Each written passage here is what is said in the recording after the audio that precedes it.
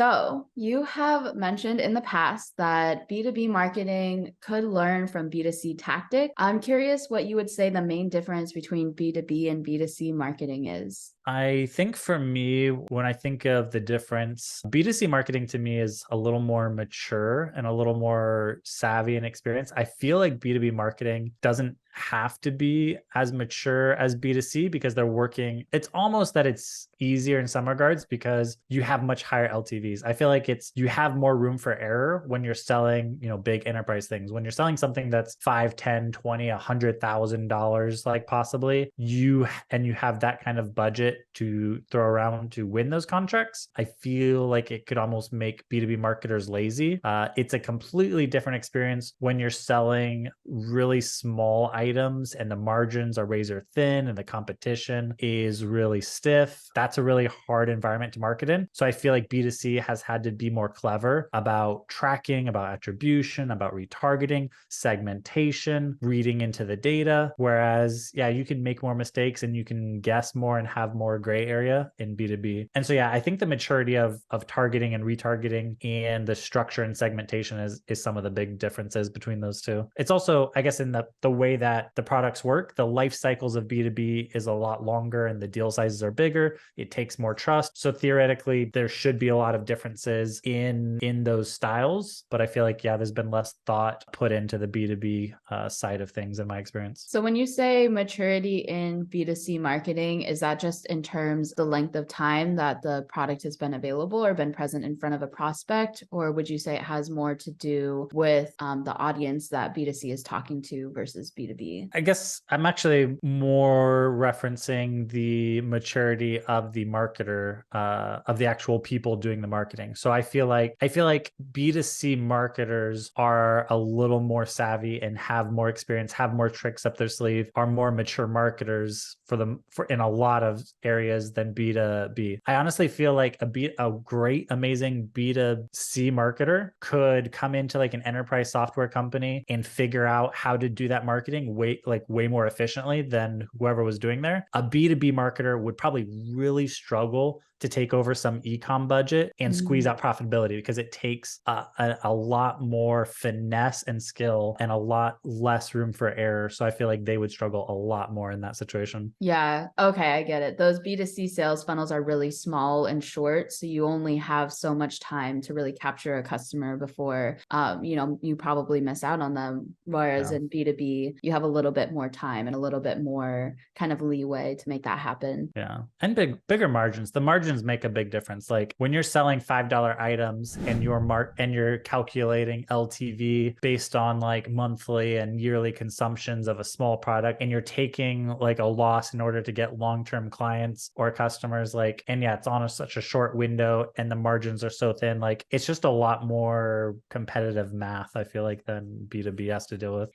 It's almost a numbers game. Yeah. Yeah. Yeah. So what B2C marketing tactics or strategies do you really like? And how do you implement those in your B2B strategy? One of the biggest ones is I think B2C does retargeting and segmentation really well. So they know that they have different client personas and there's different pain points and different things that those segments, are more appealing or hurting more. And so they're very good about kind of segmenting and staying in front of different segments with a kind of unique message to them. And I feel like the B2B, they do that in targeting. It seems like they're not afraid to like segment in cold targeting and they get their ABM list. But then for some reason, like the art of retargeting and segmenting in retargeting or building like any kind of like more complex marketing framework, it seems like almost 90% of the B2B companies, I would say their frameworks are also pretty immature. It's like most of it's just running cold traffic to your website and they're good at targeting and they have these different buckets, but then it's like they don't have an amazing retargeting strategy, or their retargeting strategy is just to show back up in front of them. They're not like segmenting or qualifying that traffic or like figuring out, tracking those signals of intent and doing something. Like, yeah, if an e-com had like, if they just spent 90% of their budget on cold and then didn't worry about retargeting or didn't have like a good framework to track and convert, like they would be out of business so fast. So I think that's the big one, the complexity of the retargeting. And when I say that, like the tracking is ridiculous for ecom. Like if you visit a checkout page, they're tracking that. If you complete that checkout page, they're tracking that. Like they can track the page visits, the call bookings, the purchases. They have advanced algorithms that are actually showing the real life purchase value and not just estimated purchase values, with like passing that back through the UTMs so that like they can not only tell it was a purchase conversion, they can see the value, and that gets passed back and tallied. Like even just the level of how they track those things and manage their UTMs, like yeah, I feel like they just are on another level of understanding the details, which I really like. Yeah, with B2B clients, a lot of times I see that I have to justify a multi-layer sales funnel that, like you said, that retargeting layer is really important to have, and why we need that, and justifying that retargeting layer, rather than, we can't have a strategy that's just throwing out cold ads and expecting people to come and convert on our website after one touch point. But with B2C marketing, a lot of times they really get that.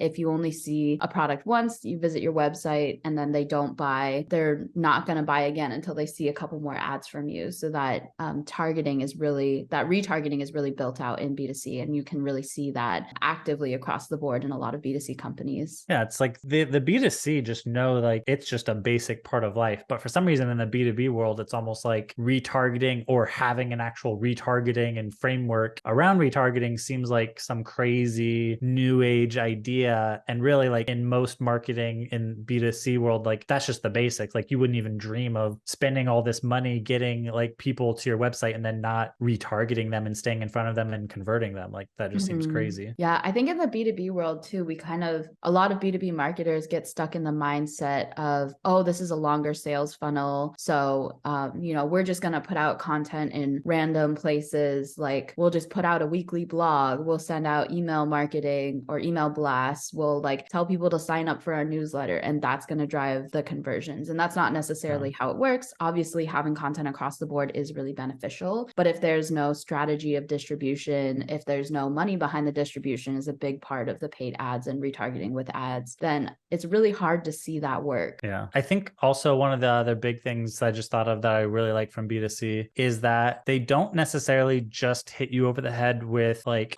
think of, I don't know, Pepsi or a lot of these retail brands. Like it's not just like product commercials, like these retail clothing, whatever. They don't just show you like these pants on a mannequin and are like, these are, X price and they're on sale, buy now. Like they're showing you, they're really good about displaying like the effects of it, the benefits of it, like the reasons, the lifestyle, like this could be you, in these clothes, looking this good with this style. And I feel like B2B could learn from that. Like it's also like content that people want to consume, because a lot of it could be, sure, they're advertising a drink or clothing, but the environment of the content, the video, the imagery is like appealing. You actually want to consume it. It doesn't just scream like boring corporate ad. And B2B ads are mostly like, I feel like they do really terrible at looking like anything even close to something that an actual consumer would wanna. It's like, here's my feed, things I actually enjoy seeing, and then here's an ad, gross. And then here's stuff I enjoy seeing. So one of the things I think ecom really did well is they started blending in like some of their commercials, so their ads. Even if I'm not going to buy it, like I recognize that's like a really nice video or a nice appealing ad, and it makes their brand look good, and it's it's kind of like on point. But yeah, the boring, bland, not easy to consume kind of content that B2B puts out is a big contrast. Yeah, that's a really great point, that B2C and ecom, the thing that they really do best that B2B is kind of lacking is naturalizing their content. So whether it's natural in your feed or naturalizing in environments where you can see it in your lifestyle, like you were saying, B2C really leverages influencers, I think is a big piece of it too. Yeah. It's a little bit more difficult to do an influencer strategy in B2B, but with B2C, like you can see the product on somebody else or see somebody else using the product that you feel like you relate to, and that kind of naturalizes it into your own lifestyle too. Yeah. So almost anything that you look at B2C and you're like, this is one thing they do really well that drives, like it could benefit B2B. So you look at, influencer marketing in the B2C world. I think it absolutely could work very well in the B2B world, because one of the things I've noticed is like, you look at LinkedIn, like sure, it's a huge platform, but there's not a million brands in every category that are like super active. active. There's a handful of really active email marketers, Facebook marketers, Google. And so if we created like strategic partnerships with these complementary services and they were, we were hosting each other on podcasts, we were talking each other up, like it would, or we just straight up paid whoever's like the number one Google ads influencer on LinkedIn to say Google ads and LinkedIn ads is a powerful combination and I recommend Impactable, that would be a great, I really think influencers, probably more like micro and whatever influencers in the B2B world, because most of the like LinkedIn influencers would be considered like micro influencers on any other platform. Like I have 56,000, which is okay on LinkedIn, but it wouldn't be anything on like, if you're talking about TikTok or Instagram, like influencers, there's millions and millions, like Yeah, mine that's doesn't, a isn't whole a different world. yeah. But in our world, like I definitely, if I said this was the Facebook marketing agency that Impactable trusts, like that would actually drive good business to them. So yeah, that's definitely something that we should look into more in the B2B world. Yeah. And to close out our conversation, since we've been giving so much love to B2C marketers, is there anything that you think B2C or e-com marketers could learn from B2B marketers? Yeah, not a ton, but I do think one of the things is I would say because of the long sales cycle that B2B requires, I think the idea of curating your own communities would go a long way. And I think it could work. I think it's less needed in the B2C world because it is more transactional and they have shorter sales cycles. So I feel like they can benefit from like not worrying too much about the long term, but they could still learn a thing or two like about passively kind of attracting people and creating kind of like an ecosystem environment that creates like this inbound draw. I think they rely a lot on the influencers, on kind of transactional marketing and short sales cycles, but there's something about creating like these communities that can long-term nurture, that position you as kind of, dominating a certain space. So I guess it would look different for like, I don't know, food, beverage, retail, fashion, but these communities, could be on whatever platform. So I feel like maybe that, but don't think there's a ton that B2C really needs to take notes from B2B. I honestly think B2B honestly is the one that's like in the classroom taking notes, and the more mature marketers are really on the e-com side. I will say too, I kind of agree with B2C could benefit from a little bit more of like a community focus. Like you said, it is a little bit more transactional, especially with smaller transactions. You won't really expect people to come back again and again, but there are definitely, like cult followings of certain brands, like people who love everything that these people put out. Like Apple's a great example of this. People go crazy for every single new Apple product that comes out. So even if it's not a dedicated community, they did like develop this brand and this kind of aura or image that people follow really almost religiously sometimes. Yeah. And I guess ecom does pop up with I guess they have Facebook and Instagram followings, and they, some of them do a pretty good job of curating those followings. So yeah, I don't know. I feel like they do. I feel like they do pretty good. I just feel like B2B is just like behind. I feel like they're not as modern or current as a lot of the B2C ones. So, which is weird because I'm a B2B marketer and I feel like I'm not hating on like our craft or my profession here, but I feel like I recognize like most of the marketers that I look up to, or the marketing techniques that I can't remember the last time I saw someone with like some killer B2B framework that wasn't like either started as e-com or is like really original to B2B. I feel like, we're like 3 steps behind the B2C. And so the best B2B marketers are finding more ways to like steal tactics from B2C versus blazing some new trail that's only B2B. Yeah. And it's almost like with the framework of B2C and the way that e-com works, where it's so reliant on trends and what people are buying right now. It's almost like B2C is forced to be innovative or more innovative than B2B would be. Yeah. And it's advertising to individual people and consumers, but I guess so is B2B. So there's so many similarities. I guess it's the main difference is the products that are being purchased, the prices of those, the margins of those. And I guess that influences the channels then we use. But I suppose if we think about it more, there should be some things that B2C can learn from B2B, but I'm drawing a blank right now. Time will tell. Yeah, we'll see. Awesome.